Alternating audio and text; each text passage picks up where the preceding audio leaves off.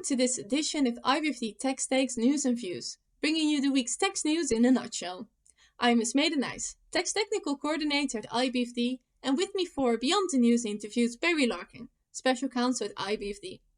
On today's show, another Swiss bank caught helping US taxpayers hide assets worth hundreds of millions US dollars. More badly needed guidance issued on Brexit implications, and the UN has announced the finalization of its automated digital service tax proposal. These and more, including Barry Larkin's interview with Yariv Brauner, Professor of Law at University of Florida, coming up on IBFD Tax Takes.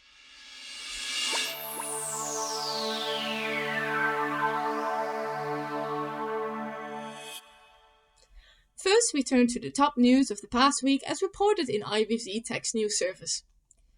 You would think that after all the reports on the US Department of Justice successfully cornering US tax evaders around the world, the remaining offenders would have come clean. But no, this is far from being the case, as the US Department of Justice just hit another astonishing jackpot of 340 undeclared bank accounts in Switzerland, worth hundreds of millions US dollars. The Swiss bank that concealed the bank accounts has agreed to pay $22 million US dollar penalty and provide ongoing assistance as part of a deal with the Justice Department to avoid prosecution. I guess after this, there won't be many places left for tax evaders to hide. Taxpayers can expect another hit as Australia will repeal its offshore banking unit regime with effect of 2023. The regime is known for its attractive incentives, such as a withholding tax exemption on interest and an effective tax rate of 10% on income from offshore banking activities. The repeal, however, does not come as a surprise, as both the OECD and EU had already targeted the regime back in 2018 under the BEPS Action 5 initiative and the EU's list of non-competitive tax jurisdictions. Then, the more we think about it, the more confused we get. EU and UK tax authorities are still being flooded with concerns and questions from taxpayers about the consequences of Brexit. The French tax authorities have responded with new guidelines on the tax consequences of Brexit regarding the application of favourable tax rules only available to individuals and businesses with investments within the EU or the European Economic Area. In addition, the EU VAT Committee has provided clarifications on the application of VAT call-off stock rules relating to Brexit in a new working paper. And on top of that, the Isle of Man even had to remind its citizens that postal goods received from outside the UK may now really be subject to import duties. Although Brexit took place more than 3 months ago, its consequences still seem far from settled. In similar spirit, the agreement on taxation and protection of financial interests regarding Gibraltar between the UK and Spain has entered into force. The treaty aims at improving tax cooperation between the countries and it provides rules for resolving conflicts over tax residency. The agreement is considered a significant step in the effort to have Gibraltar removed from Spain's blacklist. It's also the first treaty between Spain and the UK regarding Gibraltar for over 300 years. On the note of tax treaties, welcome to Tax Treaty Negotiations 101. The OECD has joined forces with the International Monetary Fund, the World Bank Group and the United Nations to produce a comprehensive tax treaty negotiations toolkit. The aim of the toolkit is to provide tax officials in developing countries that have little or no experience in tax treaty negotiations with the tools they need to implement the guidance in the UN manual. The toolkit comes at the right time considering many countries are currently reviewing their existing tax treaty network and policy in light of, for instance, the revenue losses associated with tax treaty abuse, or the recommendations resulting from the BEPS project, and of course, the most recent updates to both the OECD and UN model in 2017. And speaking of updates on the UN model, the UN Committee of Experts on International Cooperation in Tax Matters has announced the finalization of the new Article 12b that would attribute a taxing right to source jurisdictions on payments for automated digital services. The proposed updates to the UN model follows concerns of the inclusive framework on the complexity and high thresholds of the Pillar 1 and 2 blueprints. The announcement suggests that some key issues have been resolved since the proposal was released in August last year. However, it is questionable whether Article 12b will ever make its entry into tax treaties, given the previous opposition at the subcommittee stage, not to mention the positive developments around the global tax reform negotiations. Now that the US has lifted its safe harbor demand on Pillar 1, the negotiations on reaching consensus have entered a promising phase, possibly overshadowing the UN proposals. And now moving on to other news. The US state of Maryland has postponed the effective date of its new digital advertising tax to 2022. The postponement and various other amendments are a result of multiple lawsuits brought against the new digital tax. The Czech Republic, on the other hand, has stated that the digital service tax may be implemented as soon as mid-2021, as there is a comfortable majority in the parliament to move quickly forward. And regarding challenges arising from the digital economy, the European Parliament has approved a legislative proposal to extend the scope of the EU's reporting and automated exchange of information framework to digital platform operators. And finally, for those thinking that smaller countries like Ghana cannot play ball, well, think again. Ghana just announced it will slap a new tax on banks with a so-called financial sector cleanup levy of 5% on profits before tax, but at the same time has indefinitely extended the tax exemption for capital gains on securities listed on Ghana's capital market. And now we go beyond the news for Barry Larkin's interview with Yariv Brauner. Barry?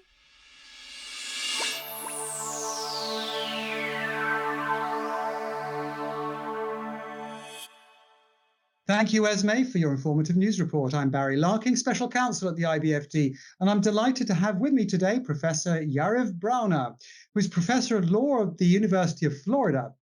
He's also the current IBFT Professor in Residence, perhaps I should say in virtual residence, being more appropriate in Corona time, but is now speaking from sunny Florida.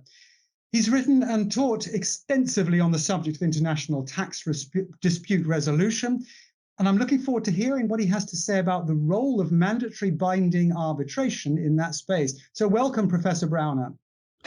Thank you very much for having me. Let's start with the big picture. There's a lot of talk right now about using mandatory binding arbitration to resolve tax disputes, in particular in the international arena. Who and or what is driving this? Yeah, well, I think for some time there's been some problem with the map. It's been rather ineffective. It's very slow, and most importantly, it lacked finality. As I will explain later, it has there's a lot of resistance to the map from the direction of those who are not in control, i.e., the OECD and the dominant countries. The main reason that it is now even more urgent is that post-BEPS, a lot of multinational enterprises are finding themselves even in more dire need for finality and quick resolution of disputes. So that's a really important measure that they are in dire need for. The second thing is that the OECD itself is trying to promote, obviously, Pillar 1 and the solution for the digital economy, and that is completely dependent on a more effective and quicker dispute resolution. So basically, businesses and to some extent governments are looking for a more efficient solution than the current map. That's quite clear. And I guess also countries are in need of revenue, and a stable, predictive tax system is something that businesses like and would be attractive in terms of, or if you're thinking of attracting foreign direct investment. It's therefore a little bit counterintuitive that some governments, in particular those in developing countries, seem to be less keen on the idea. Now, why is that? Yeah, well, in my opinion, developing countries has the resistance of developing countries is really long-standing to arbitration in tax matter. In fact, it goes back to the post-colonial era, where more related to investment law and investment arbitration, those developing countries resisted intervention by post-colonial rulers who were the main investor in their economies to come and intervene, sometimes even militarily, whereas the developed countries' investors were concerned about the institutions in these countries. So there was this conflict in the ability to smoothly resolve regular commercial disputes. And this is translated to resistance to international dispute resolution in general. However, over time, this is resolved. Institutions in developing countries improved, or at least investors knew how to deal with them. And it became quite obvious that in the modern era, military intervention to support investors was not going to work, regardless of the particular economy. Right. So, I mean, we should regard mandatory binding arbitration as sort of quasi-military operation that is to some extent threatening at any rate, and has been in the past, and maybe to some extent still is. Now, that certainly explains the current resistance from the developing countries, but it's not just developing countries, is it? If we look at the OECD's revision to the model in their model convention, where they introduced mandatory binding arbitration, and then again in the MLI, it was an optional add-on to the dispute resolution provision, the take-up there has been extremely low, not just from developing countries, but basically across the world. So clearly it can't be exactly the same cause. What other explanations are there? So there are a lot of arguments that different countries or different individuals are bringing against mandatory arbitration, such as costs, such as the ability to find arbitrators that are, diverse, that come from different experiences, that are able to deal with realities in different areas of the world. So there are some constitutional arguments. All of them have been actually refuted by different scholars, by different officials, even in the OECD when the proposal came out in 2007. However, as you said, there are some developed countries that face basically the same dilemma, because from their perspective, even within the OECD world, especially in Europe, what they happen to find themselves is they don't host multinational enterprises in the same way that the United States, that France, the UK, or Germany host, and therefore it's not so urgent for them. They don't get the political pressure from the multinationals to bring it forward. They have other things on their agenda. And in addition, they're worried. I mean, tax became kind of a last bastion of sovereignty for them, especially within Europe, where we see more and more of the power going to the community rather than the member states. And therefore, this has become not a very urgent thing for them to promote. I think also they're a little bit concerned about the fact that dispute resolution may also garner reform on the substantive rules, such as resistance to the arm's length standard that has been so holy for many of these countries. They're comfortable with it, they know how to use it, and they believe that they will be able to extract more revenue, which they're starving for really now, post the global financial crisis. Okay, so on the one hand, it's not top of the agenda in some of these countries. There is a certain sort of suspicion, historical or emotional, perhaps, sovereignty based, if you like, a threat to the sovereignty. And I think you're also saying there's a sort of sense of don't rock the boat. We're comfortable with what we've got. Maybe it's not perfect, but we know how it works. Well, if we make the assumption that there are good arguments for mandatory binding arbitration, it's clear that those arguments have not yet really got through. What would be your magic bullet for solving that sort of breaking through that barrier?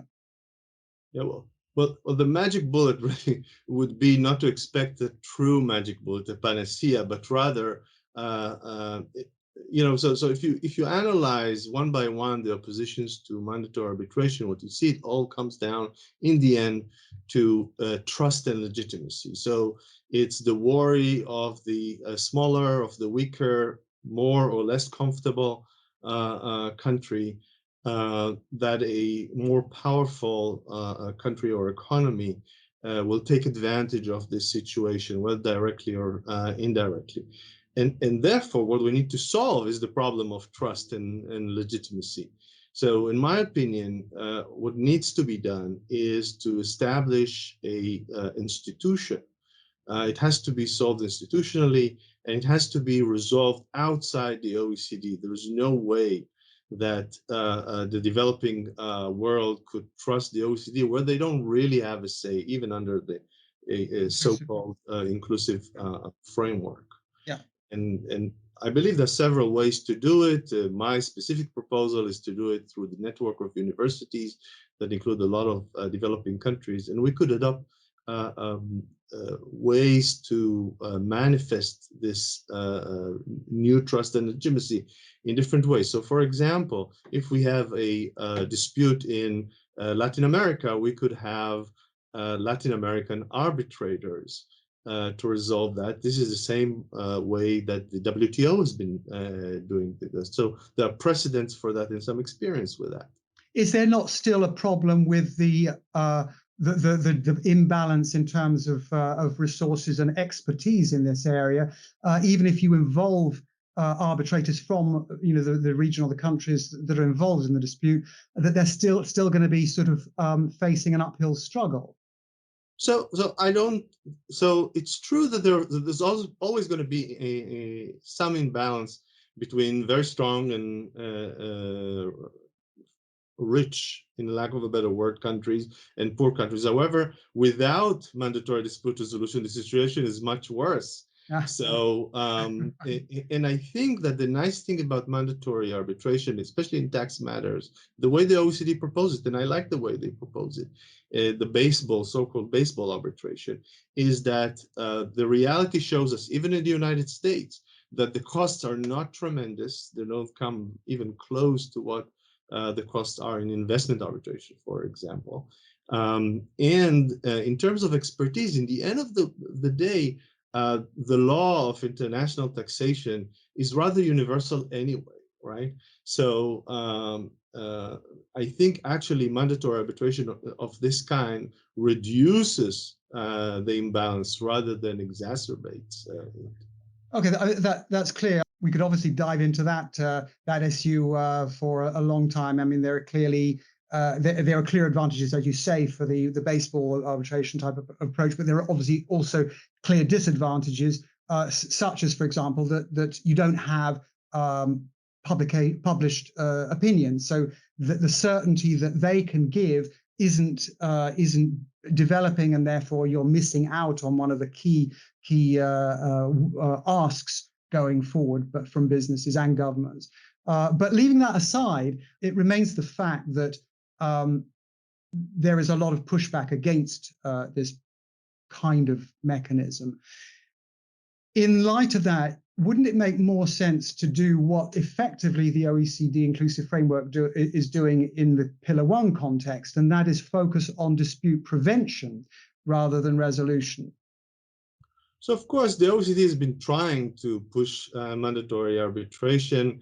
For the most part, it was to appease the United States, to bring it in to the BEPS project, and even more specifically, to bring in to the discussions of the MLI. So they did it sort of with a half-hearted manner. However, I think that what happens with Pillar 1 demonstrates the weakness of this approach.